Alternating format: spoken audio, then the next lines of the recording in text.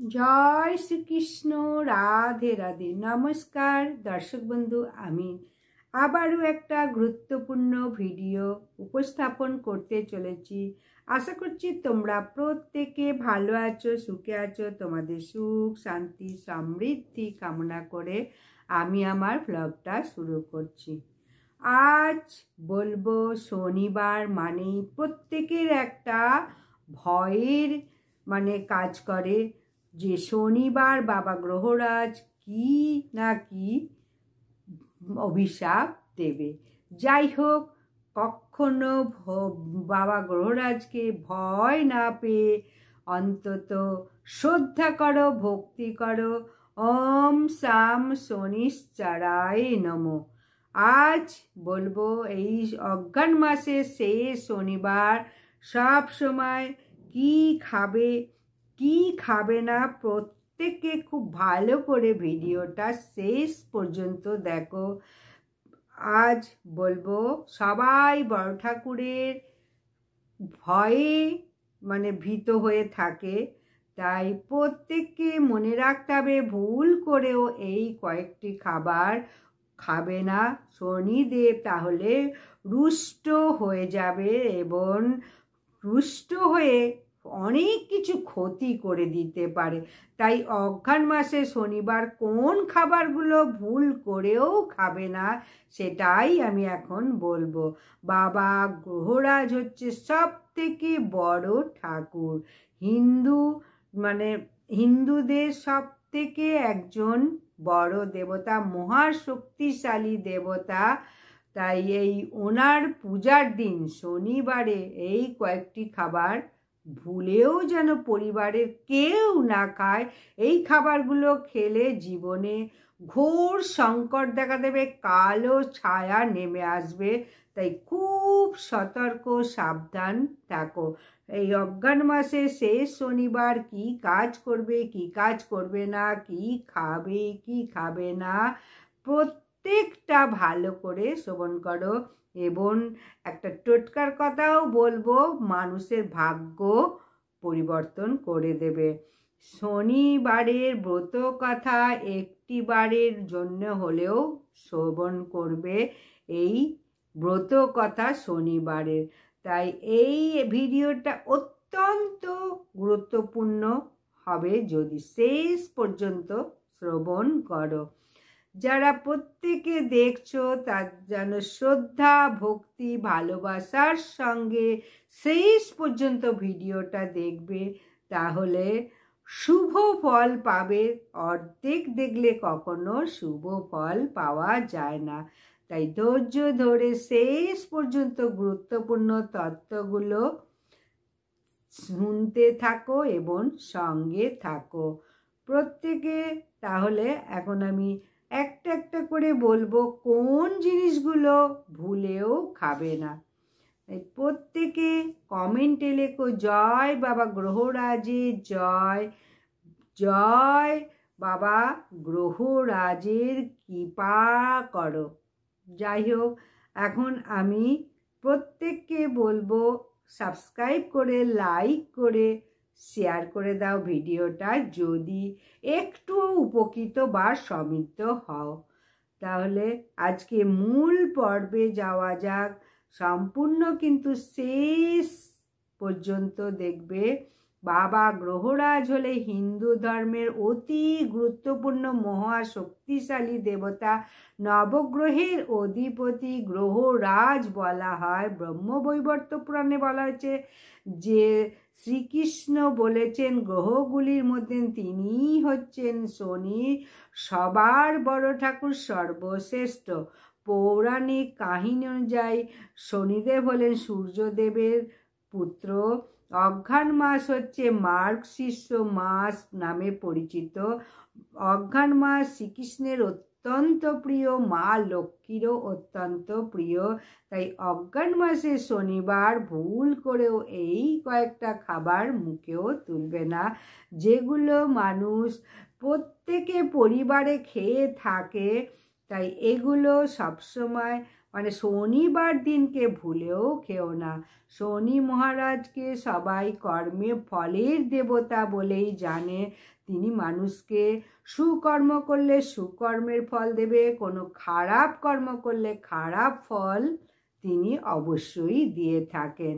তাই শনিবার অবশ্যই অতি গুরুত্বপূর্ণ মহাশক্তিশালী দেবতা। অঘ্রাণ মাসে শনিবারে শনিদেবের পূজা অর্চনা অবশ্যই করো এবং শনিদেবের পূজার দিনে ভুলেও মুখে তুলবে না এই কয়েকটি বিশেষ খাবার, তাহলে কর্মফল খারাপ হতে পারে এবং শনি মহারাজ তোমাদের প্রতি রুষ্ট হবে। নবগ্রহের মধ্যে শনি গ্রহ এমন একটা গ্রহ যার প্রভাব থেকে কেউ কিন্তু রেহাই পায় না। কুদৃষ্টি সাড়ে সাথী কারুর না কারুর লেগে থাকেই এবং সহজে সেটা ছাড়ে না। তাই প্রত্যেকে বলবো শ্রদ্ধা ভক্তি ভালোবাসা দিয়ে গুরুত্বপূর্ণ বিষয়গুলি শ্রবণ করো। যে শনি দেবতাকে ভয় পায় না এরকম মানুষই নেই, নামও তার নিতে ভয় পায়। শনি মহারাজের কিন্তু ভয় পাওয়ার কোনো কিছু নেই। নিজের কর্মটা ঠিক করলেই বাবা গ্রহরাজ কখনো কাউকে মানে বিফলে যায় না, সে সুফল পাবেই পাবে। অঘ্রাণ মাসে শেষ শনিবার ভুল করেও যদি এই খাবারগুলো খাও তাহলে শনিদেব অবশ্যই পরিবারের প্রতি তোমার প্রতি রুষ্ট হবেই হবে। তাই শনিবারে কোন কোন খাবার ভুলেও মুখে তুলবে না, তাহলে গ্রহরা শনিদেব বাবা বড় ঠাকুর বলেই সকলে মানে, নাম পর্যন্ত উচ্চারণ করে না। প্রত্যেকটা মানুষের কাজের ফল, জীবনের ভালো বা খারাপ ফলাফল শনি মহারাজ দান করে থাকে। পৌরাণিক কাহিনী অনুযায়ী জানা যায় গ্রহরাজ শনি সূর্যদেব ও ছায়াদেবীর পুত্র, সেই কারণে শনি মহারাজ ছায়াপুত্রও বলা হয়। এবং শনিদেবের ভাই হলেন যমরাজ। সূর্যদেব এবং মানে সন্ধ্যার পুত্র। একদা কথিত আছে ব্রহ্ম যে বেশভূষা পরে তার সামনে এলেন শনিদেবের তার স্ত্রী, কিন্তু তার দিকে ভুলেও খেয়াল করলো না এবং শনিদেবকে তখন যখন খেয়াল করলো না তার স্ত্রীর প্রতি, তখন সে বলল তুমি আমার দিকে তাকালে না, তাহলে এবার তুমি আজ থেকে আমি তোমাকে অভিশাপ দিলাম, তুমি যার দিকে তাকাবে সে ভস্ম হয়ে যাবে। সেই থেকে বক্র দৃষ্টি শনিদেবের। এই কারণে মানে সত্যের পথ থেকে তিনি কখনো বিচ্যুত হননি। তাই প্রত্যেকে শনিদেবকে তুষ্ট করতে গেলে অঘ্রাণ মাসে শনিবার সর্বশক্তি দিয়ে পূজা অর্চনা করো এবং অবশ্যই এই খাবারগুলো ভুলেও এই শনিবার দিনকে খেও না। আর বেশ কিছু নিয়ম আছে, সেগুলো মেনে চলতে হবে, তাহলে শনি মহারাজকে প্রসন্ন করা যাবে। তাই বিশেষভাবে শনিদেবের কৃপা দৃষ্টি মানে রপ্ত করতে পারবে, সেগুলো হলো শনিবার শনি মহারাজকে নিয়মিত পূজা অর্চনা করবে। ঠিক সন্ধেবেলা শনিদেবকে পূজা করতে হয় এবং কালো তিল সর্ষের তেল অবশ্যই সন্ধেবেলা শনিদেবকে সামনে গিয়ে জ্বালাও এবং যত পারো কালো জিনিস মানে বর্জন করো এই শনিবার।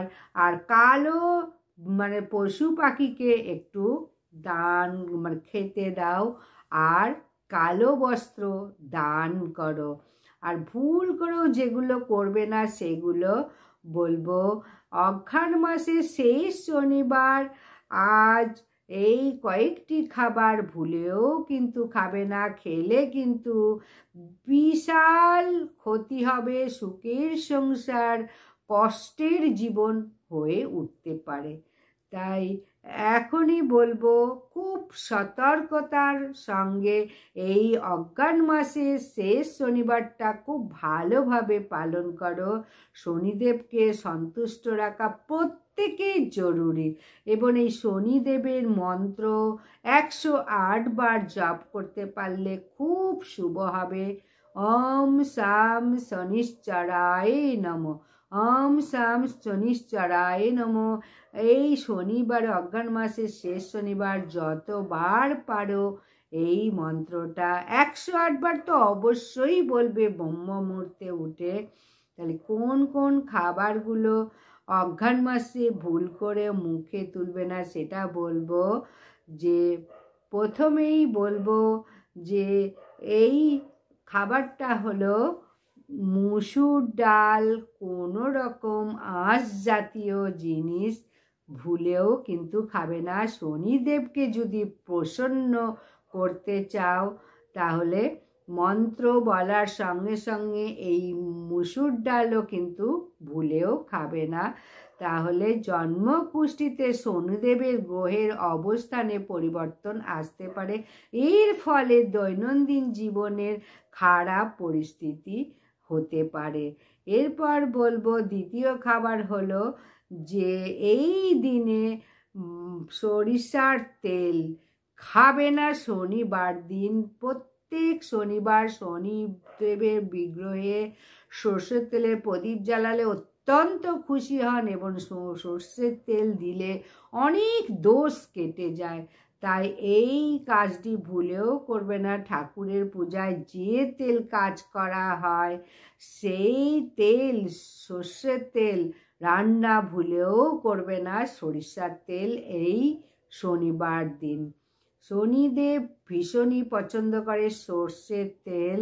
সর্ষের তেল যদি শনিদেবকে পুজো করো সর্ষের তেল দিয়ে তাহলে সমস্ত দোষ কেটে যায়। তাই সর্ষের তেল ভুলেও কিন্তু রান্না করবে না, তাহলে বাবা গ্রহরাজ তুষ্ট হয়ে যাবে। কারণ এই তেল দিয়ে মানে পুজো করা হয় শনিদেবের শনিবার দিন। আর হচ্ছে আম। এই অজ্ঞান মাসে শনিবার আমের আচার কিন্তু ভুলেও খাবে না।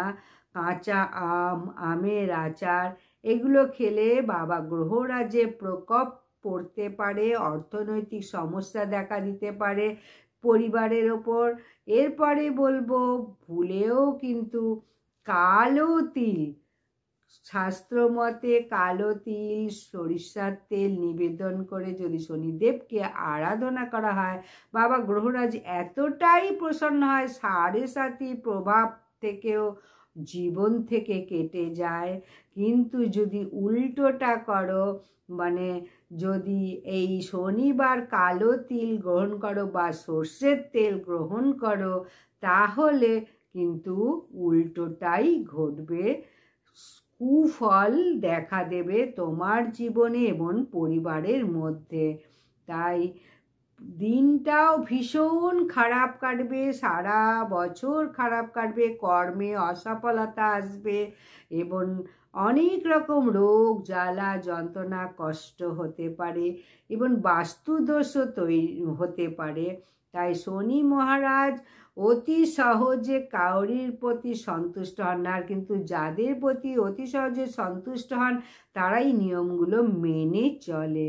এবং অ্যালকোহল আমিষ জাতীয় খাবার যারা খায় তাদের কিন্তু শনিদেব প্রচণ্ড মানে রোষ পড়ে শনিদেবের। তাই অ্যালকোহল আমিষ জাতীয় খাবার ভুলেও কিন্তু শনিবার খাবে না। আর প্রতি শনিবার বট গাছে মিষ্টি এবং দুধ যদি অর্পণ করতে পারো তাহলে বাবা গ্রহরাজ প্রসন্ন হবে। এবং মহাদেব আর হনুমানজিকে যদি পূজা করো, মঙ্গলবার হচ্ছে হনুমানজি, সোমবার মহাদেবের যদি পুজো করো, হনুমানজি শনিবারে শনিদেবের সঙ্গে যুক্ত রয়েছে। মঙ্গলবার হনুমান চল্লিশা পাঠ করলে শনিদেব অত্যন্ত প্রসন্ন হন। বাঁদরকে যদি গুড় এবং চানা খাওয়ালে সৌভাগ্য আসে। তাই এই সব কাজগুলো অবশ্যই করো। পিপল বা অশ্বত্থ গাছে পূজা করবে, মহাদোষ থেকে মুক্ত পাবে। বিশেষ করে শনিবার পিপল গাছের পূজা অর্চনা করার পরামর্শ দেওয়া হয়েছে শাস্ত্রে। পিপল গাছে জল অর্পণ করলে মানে ঘড়ির কাঁটার দিকে 7 বার প্রদক্ষিণ করো। প্রদক্ষিণ করতে পারলে তাহলে খুব শুভ ফল পাবে এই শনিবার বা মঙ্গলবার। মঙ্গলবার করলেও শনিদেবের শুভ ফল পেতে পারো। জীবনে যে কোনো কর্ম খুব সহজে সফলতা অর্জন করবে। অবশ্যই মনে রাখতে হবে শনিবারে বিশেষ করে কাউকে কোনো রুষ্ট মানে কোনো হিংসা করবে না, অহংকার লোভ এগুলো সব ত্যাগ করতে হবে। কাউকে গালিগালাজ করবে না, কুকথা আকথা বলবে না। এগুলো শুধু শনিবার না, প্রত্যেক বারের জন্যই এগুলো নিষ্ঠার সঙ্গে মানতে হবে। কাউকে দুঃখ দিয়ে কোনো কথা বলবে না।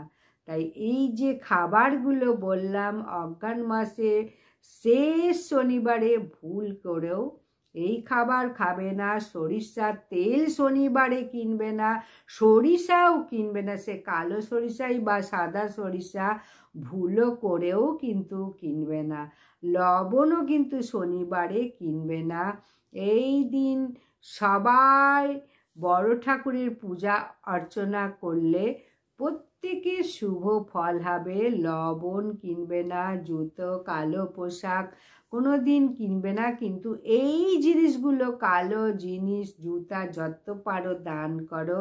এবং কালো গরু কালো কুকুরকে যত কিছু খাওয়া মানে এদের খাওয়াবে শনিদেব অত্যন্ত প্রসন্ন হবে। তবে নতুন কোনো জামা কাপড় কখনোই শনিবার দিনকে ভাঙবে না। তাই শনিবার দিন কালো রঙের জিনিস ভুলেও কিনবে না, কোনো লোহার জিনিস কিনবে না বা লোহা বিক্রিও করবে না। শনিদেব জীবন ছারখার করে দিতে পারে, বড় বিপদ অপেক্ষা করে মানে এই শনিবারে যদি এই সবগুলো করো।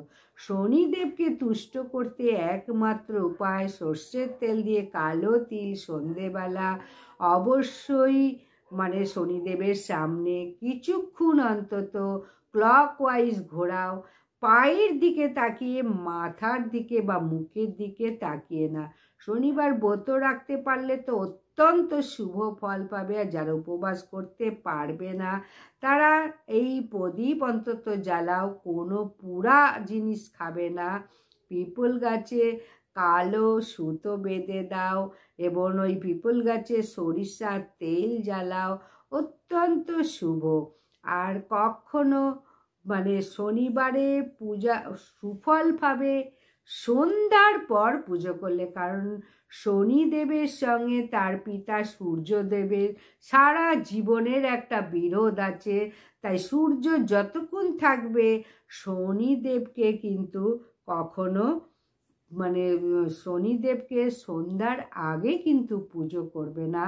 বাপের সঙ্গে ছেলের সারা জীবনের মতো একটা দ্বন্দ্ব রয়েছে। তাই সূর্য থাকতে থাকতে শনিদেবের পুজো করলে কোনো সুফল মিলবে না।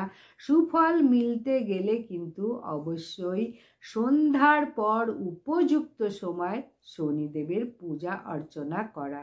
উপোস করতে পারলে তো খুবই ভালো, না করতে পারলে প্রতি শনিবার অবশ্যই কালো তিল দিয়ে সর্ষের তেল জ্বালাও। আর ক্লকওয়াইজ বেশ কিছুক্ষণ ধরে অবশ্যই বাবা গ্রহরাজের পায়ের দিকে তাকিয়ে জ্বালাবে। কালো কুকুর শনিবার দিন সকালে যদি দেখতে পাও বা গরু যদি দেখতে পাও অত্যন্ত শুভ। ওদেরকে সেই সময় পারলে কিছু খেতে দাও, জীবনে অনেক দুঃখ কষ্ট নাশ হয়ে যাবে এবং বাবা গ্রহরাজের কর্মফলও শুভ হবে। প্রতি শনিবার হনুমান চল্লিশাও পাঠ করতে পারো, মঙ্গলবার তো পাঠ করবেই। তাহলে বাড়ির চারপাশে পজিটিভ শক্তি বেড়ে যায়। চতুর্দিকে মানে জানবে শুভ শক্তি প্রবেশ করছে। যতই বাধা আসুক না কেন কিন্তু তুমি সামনের দিকে এগিয়ে যেতে পারবে, তোমার আর পিছন ফিরে তাকাতে হবে না। প্রতি শনিবার হনুমান চল্লিশাও কিন্তু পাঠ করতে পারলে অত্যন্ত শুভ। শনিবার হনুমান চল্লিশা পাঠ করলে কর্মক্ষেত্রে সাফল্য লাভ পাওয়া যায়। কুণ্ডলিতে শনির দোষ বা সাড়ে সাতির দশা থাকলে অবশ্যই শনিদেবের পূজা পাঠ করা উচিত। হিন্দু পৌরাণিক কাহিনীতে সব থেকে প্রভাবশালী দেবতা শনিদেব, তাই শনিবার ন্যায়ের দেবতাকে উৎসর্গ করা হয়। শনিবার বড় ঠাকুরকে পূজা করা অত্যন্ত ফলদায়ক বলে মনে করা হয়। কুণ্ডলিতে শনি সাড়ে সাতি যদি থেকে থাকে অবশ্যই শনিবারে পূজা অর্চনা করতে কিন্তু ভুলো না। কুণ্ডলিতে উপস্থিত শনিবারের প্রভাব কমে যাবে এবং যেসব কাজ বন্ধ হয়ে যাচ্ছে তাহলে অবশ্যই এই কাজগুলো করো, আবার শুরু হবে।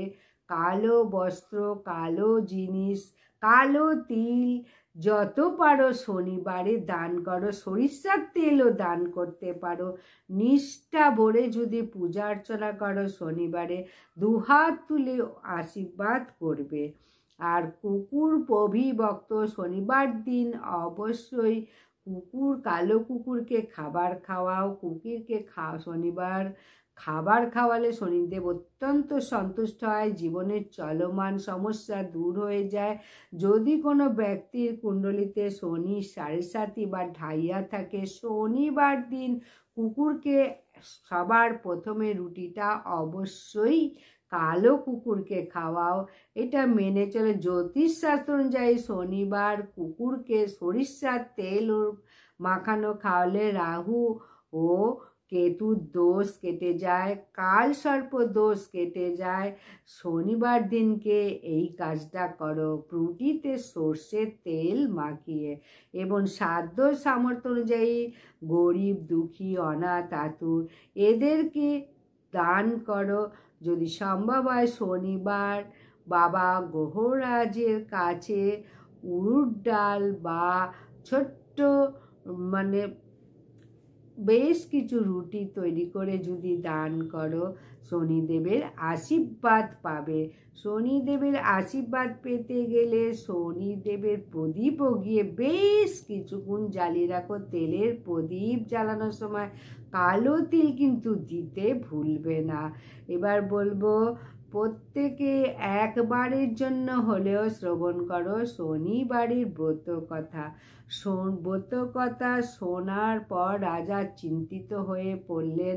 তিনি বুঝতে পারলেন না কাকে ছোট এবং কাকে বড় করবে, কোন ঠাকুরকে। তাই ছোট বড় ঠিক করার জন্য রাজা বিক্রমাদিত্য একটি পথ খুঁজে বার করলেন। তিনি মানে কাঁসা, তারপরে সোনা, লোহার নানান রকম ধাতু দিয়ে সিংহাসন তৈরি করলো। তারপরে নবগ্রহের প্রত্যেককে সেই সিংহাসনে বসালেন এবং এটাও বললেন যিনি শেষ সিংহাসনে বসবেন তিনি সব থেকে ছোট হিসেবে গণ্য করবে। সমস্ত গ্রহ আসন গ্রহণ করে কিন্তু লোহার সিংহাসন শেষ থাকায় এই সিংহাসনে শনিদেব স্থান পায়। তাই শনিদেবকে সবার মধ্যে ছোট বলে আখ্যায়িত করে। শনির মনে এতে অনেক দুঃখ হলো, ক্রুদ্ধ হলো, শনিদেব অসন্তুষ্ট হলো। শনিদেবকে মানে ছোট বলে আখ্যা দেওয়ার জন্য অত্যন্ত রেগে যান। রেগে গিয়ে রাজাকে বললেন, রাজা তুই আমায় চিনিস না। সূর্য এক রাশিতে 1 মাস, আর চন্দ্র 2.5 দিন, মঙ্গল 1.5 মাস, বৃহস্পতি 12 মাস, মঙ্গল শুক্র 1 মাস করে, কিন্তু আমি 2.5 থেকে 7.5 বছর বিরাজ করি। অনেক প্রভাবশালীকে ধ্বংস করেছি। রামের বনবাস হয়ে যায়, রাবণের সাড়ে সাথে শুরু হলে তার পরাজয় হয়ে যায়, এবার তুই সাবধান হয়ে যাস। এই কথা বলে সেখান থেকে ক্রুদ্ধ শনি বেরিয়ে এলো। অন্যান্য দেবতা বিক্রমাদিত্য সভা থেকে খুশি মনে বেরোলো। কিছুকাল পর রাজার সাড়ে সাথে শুরু হলো। তখন ঘোড়া ব্যবসায়ী এলো। বেশ কিছু তার কাছে ভালো ঘোড়া ছিল। অশ্বমাল্যকে ভালো ঘোড়া কেনার নির্দেশ দেন। অশ্বপাল উৎকৃষ্ট ঘোড়া রাজাকে দিল।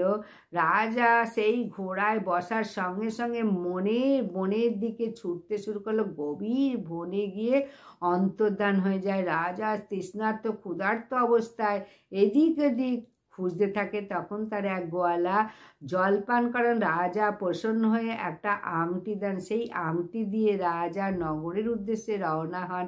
সেখানে উজ্জয়িনীর বাসিন্দা বলে পরিচয় দিলেন। নগরের এক সেটের দোকানে জলপান ও বিশ্রাম করে। ভাগ্যবশত সেদিন সেটের ভালো বিক্রি হয়। সে খুশি হয়ে নিজের বাড়িতে নিয়ে আসলো। বাড়িতে কুটিটায় একটা হাড় গিলে খাচ্ছিল। সেখান থেকে হাড় উবে গেল। হাড়ের কোনো চিহ্ন আর দেখতে না পেয়ে তিনি সন্দেহ করলো যে এই ভিক্ষাই হাড়টা চুরি করেছে।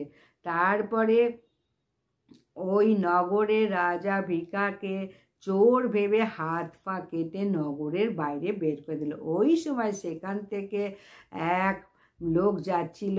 ভিখার এমন অবস্থা দেখে তার খুব মায়া হলো এবং গরুর গাড়িতে বসিয়ে নিজের জিভে দিয়ে হাঁটতে শুরু করলো। সেই সময় রাজার শনির দশা সমাপ্ত হয়। বর্ষা ঋতুর আগমনের পর ভিখার এই নগরে রাজকুমারী তার গান শুনে খুব প্রসন্ন হলো এবং গায়কে বিবাহ করার মনস্থির করলো। রাজকুমারী নিজের রাজকুমারের গায়িকাকে খুঁজে বের করার উপদেশ দিল। সেই গায়ক আসলে বিকলাঙ্গ। তখন এক চুলও রাজকুমারীর প্রতিজ্ঞা থেকে নড়চড় হলো না।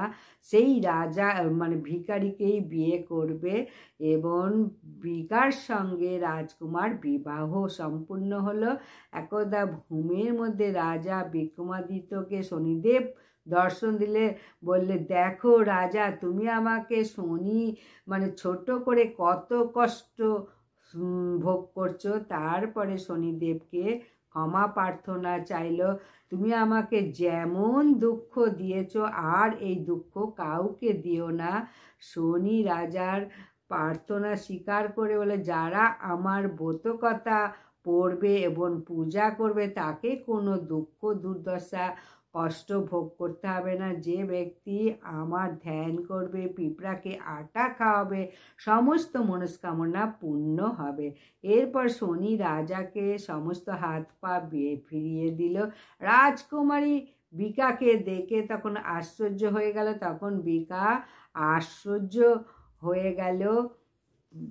এই কথা জানার পর শেঠজি তার পা ধরে ক্ষমা প্রার্থনা করতে চাইল। তখন সমস্ত ঘটনা তাকে বলল। শেঠ বলল, রাজা আমার বাড়িতে অন্নগ্রহণ করলে আমি শান্তি পাব। নিজের বাড়িতে তখন আপ্যায়ন করলো। আবার দেখা গেল কুটিতে সেই হাড়টি টাঙানোই রয়েছে। শেঠ অনেক খুশিতে মোহর দিয়ে রাজাকে ধন্যবাদ জানালো।